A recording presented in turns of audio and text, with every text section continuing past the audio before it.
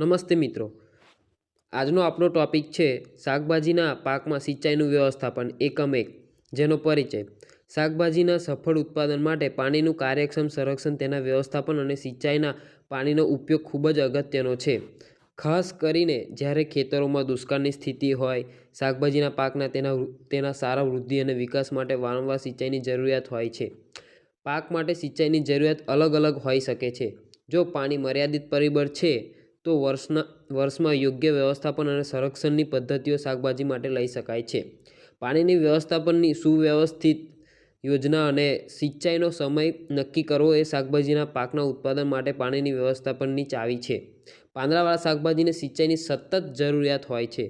ફળવાળા શાકભાજી, મૂળ અને કંદવાળા શાકભાજીની પાણીની જરૂરિયાત જુદા જુદા અગત્યના તબક્કા છે. શાકભાજી પાકમાં પાણીની સંવેદનશીલતા અને અગત્યના તબક્કા વિષયમાં જાણવું જરૂરી છે. છોડમાં પાણીની ભૂમિકા. પાણીના છોડના જીવન માટે જરૂરી તત્વ છે. તે છોડની વૃદ્ધિ અને છોડના વિકાસમાં મદદ કરે છે. તે છોડના જમીનમાંથી ખનિજો શોષણ કરવા અને પરિવહન કરવામાં મદદ કરે છે, જે જૈવ રાસાયણિક પ્રતિક્રિયા સંચાલન માટે જરૂરી છે. તે પ્રકાશ સંશ્લેષણના માધ્યમથી ખોરાક બનાવવા માટે અવિભાજ્ય અંગ છે. તે છોડને ગરમી અથવા હિમના તણાવનું વ્યવસ્થાપન કરવામાં મદદ કરે છે. બીજ અંકુરણ અને અંકુર સ્થાપવા માટે જરૂરી છે. છોડ માટે પાણીનો સ્ત્રોત. જેમ કે છોડ માટે પાણીના બે મુખ્ય સ્ત્રોત અર્થાત વરસાદ અને સિંચાઈ છે. શાકભાજી છોડ અને પાણી માટે વરસાદ અને સિંચાઈ બે સ્ત્રોત છે મુખ્ય. વરસાદ એ પાણીનો કુદરતી સ્ત્રોત છે અને પાણીની ગુણવત્તા પણ સારી છે, પરંતુ મર્યાદિત અને આકસ્મિક કુદરતી સ્ત્રોત છે, જે આપણને કુદરતી રીતે મળી શકે. સિંચાઈ જે જમીનને ભેજ ટકાવી રાખવા માટે કૃત્રિમ રીતે પાણીની યોજના બનાવવા અને લાગુ કરવાનો અભ્યાસ છે. તેનો એક ચોક્કસ સ્ત્રોત બનાવી શકાય છે. છોડના વિકાસ માટે જમીનનો યોગ્ય ભેજ જાળવી રાખવા માટે જમીનના પાણીના કૃત્રિમ પ્રયોગને સિંચાઈ કહેવામાં આવે છે. જે સિંચાઈની વ્યાખ્યા છે. પાક છોડની સિંચાઈની જરૂરિયાત પર આધાર રાખે છે. શાકભાજીના કોઈ બી પાક હોય સિંચાઈ પર આધારિત હોય છે. શાકભાજીના પાકના પ્રકાર. છીછરા મૂળવાળા પાકને હળવી પરંતુ ઊંડા મૂળવાળી શાકભાજીના પાકની સરખામણીમાં સતત સિંચાઈની જરૂરિયાત હોય છે. જેમ કે ઊંડા મૂળવાળા શાકભાજીને સિંચાઈની જરૂરિયાત વધારે પડે છે.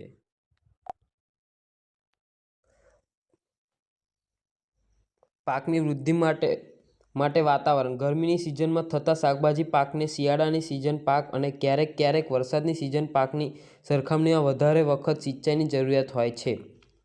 વાતાવરણ. ઠંડા વાતાવરણ દરમિયાન પાકને સિંચાઈ ઓછી કરો અને જો કે તે ઉષ્ણકટિબંધ અથવા ગરમ વાતાવરણ વધારે વાર થવી જોઈએ. માટીના પ્રકાર. રેતાળ જમીનમાં વધુ વખત પરંતુ હળવી સિંચાઈ કરવી જોઈએ, જ્યારે ઊંડી પરંતુ ચીકણી જમીનમાં ઓછી સિંચાઈની જરૂરિયાત હોય છે. સિંચાઈની પદ્ધતિના પ્રકાર. ટપક સિંચાઈ પદ્ધતિમાં નિયમિત સિંચાઈની જરૂરિયાત હોય છે. સપાટી, ઉપસપાટી અને છંટકાવ સિંચાઈ પદ્ધતિમાં ઓછી વખત, જેમાં જરૂર ઓછી પડે છે. સેશન 1. હવે આપણે જોઈશું સેશન 1, જે સિંચાઈ અને પાણીની ગુણવત્તા.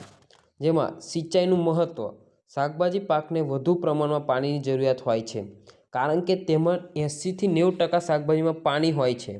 એટલે કે તેની યોગ્ય વૃદ્ધિ અને વિકાસ માટે સતત સિંચાઈની જરૂરિયાત હોય છે. પાણીની અછતની સ્થિતિમાં શાકભાજીની ઉપજ અને ગુણવત્તા પણ ખરાબ રીતે અસર થાય છે. જો પાણી અનિયમિત અને અછત હશે પાણીની, તો આપણું શાકભાજીની ગુણવત્તા અને ઉપજ બંનેમાં ઘટાડો થશે. તેની ઉચ્ચ ઉપજ અને શાકભાજીની સારી ગુણવત્તા માટે સિંચાઈ ખૂબ જ જરૂરી છે. શાકભાજીના પાકમાં ઝડપથી વધે છે. આપણે શાકભાજીના પાક હોય છે એ 15 દિવસે, 20 દિવસે, 1 મહિનામાં તૈયાર થઈ જાય છે. તેથી તેના માટે વારંવાર પાણીની જરૂરિયાત હોય છે. તેથી આપણે શાકભાજીમાં પાણીની જરૂરિયાત પડે છે. સારી ઉપજ અને ગુણવત્તાવાળા પાકના ઉત્પાદન માટે મૂળના વિસ્તારમાં પૂરતા પ્રમાણમાં પાણી જરૂરી હોય છે. સિંચાઈ વરસાદ પરનો આધાર ઓછી કરી નાખે છે, કારણ કે તે જરૂરિયાત મુજબ કરી શકાય છે. જો સિંચાઈનો સમય યોગ્ય રીતે નક્કી કરવામાં આવે તો તેનાથી પાણીની બચત થઈ શકે છે અને નીંદણની સમસ્યા પણ ઓછી થઈ શકે છે. સિંચાઈથી એક જ ખેતરમાં એક જ વર્ષમાં વધારે સંખ્યામાં પાક ઉગાડવામાં મળે છે. સિંચાઈના પાણીના સ્ત્રોતો, જેમાં સપાટી પરના પાણીના સ્ત્રોતો અને ભૂગર્ભ જળના પાણીના સ્ત્રોતો. જેમાં સપાટી પરના પાણીના સ્ત્રોતો જે જમીનની સપાટી પર મળે છે. આ સ્ત્રોત નદી, નહેર, તળાવ, સરોવર, બંધ વગેરે છે, જે આપણે સિંચાઈ કરી શકીએ છીએ. સામાન્ય રીતે આ સ્ત્રોતો પાણીની ગુણવત્તા સિંચાઈ માટે બહુ જ સારી અને યોગ્ય છે.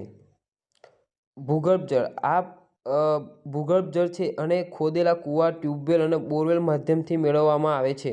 પાણીની ગુણવત્તા ખરાબથી સારા સુધી અલગ અલગ હોય છે. જેમાં ભૂગર્ભ જળના પાણીના સ્ત્રોતો હોય છે, એમાં આપણે ગુણવત્તા સારી બી હોય છે, ખરાબ બી હોઈ શકે છે.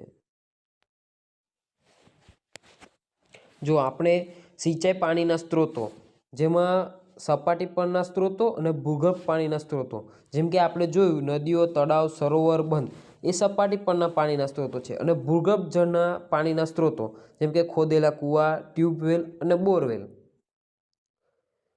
જો શું તમે જાણો છો, ભારતમાં પાણીના સંશોધન બહુ ઓછા છે અને ભૂગર્ભ સ્તર પર ભયજનક રીતે ઓછા થઈ રહ્યા છે. આથી આપણે વરસાદના પાણીના સંરક્ષણની જરૂરિયાત છે. પાકમાં મલ્ચિંગથી પાણીની બચત થાય છે અને સિંચાઈનો સમયગાળો વધે છે. કેટલાક વિસ્તારોમાં શાકભાજીની ખેતીમાં ઝેરી, ભારે ધાતુઓ અને રોગાણુઓથી ભરેલા ખરાબ ગુણવત્તા પાણીનો ઉપયોગ થાય છે. તેનો ઉપયોગ કરી શકાય છે, પરંતુ યોગ્ય ઉપચાર કર્યા પછી જ.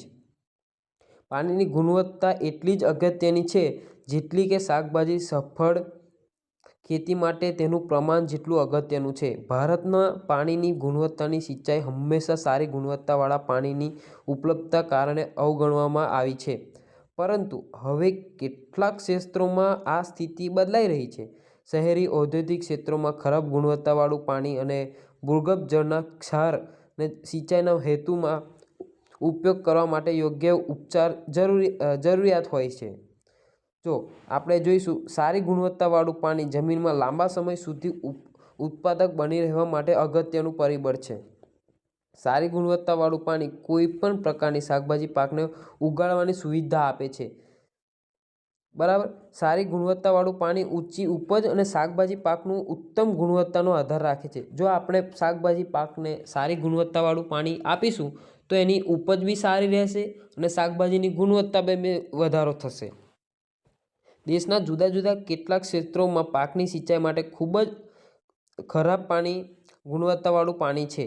શહેરી અને ઔદ્યોગિક ક્ષેત્રોમાં તો આવતું પાણી ઉપચાર કર્યા વિનાનું ખરાબ ગુણવત્તાવાળું પાણી છે. કેટલાક ક્ષેત્રોમાં ભૂગર્ભ જળ બહુ ઊંડા અને ગુણવત્તા ખરાબ છે. આપણે કેટલાક ભૂગર્ભ જળમાં કેટલાક ઊંડાણ સુધી પાણી ઓછા થઈ રહ્યા છે.